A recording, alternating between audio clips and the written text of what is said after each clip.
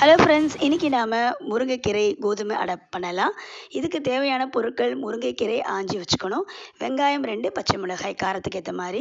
முதல்ல வெங்காயம் பச்சை மிளகாய் வதக்கிட்டு கூடவே முருங்கைக்கீரையும் வதக்கிக்கலாம்.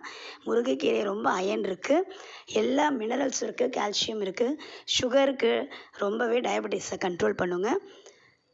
இப்போ பாருங்கள், 2 கப் பவுலில் கோதுமை மாவு, கொஞ்சம் உப்பு சேர்த்துட்டேன்.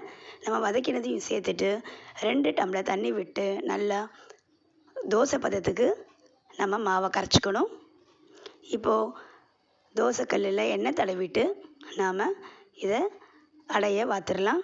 பாருங்கள், இது குழந்தைங்களுக்கு ரொம்பவே ஹெல்த்தியானது. முருங்கைக்கீரை சாப்பிடாதவங்களும் இது மாதிரி நீங்கள் செஞ்சு கொடுத்தா சாப்பிடுவாங்க.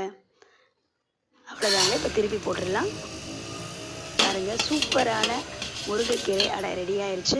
உடம்புக்கு ரொம்பவே ஹெல்த்தியான அடை. நீங்களும் செய்யுங்க.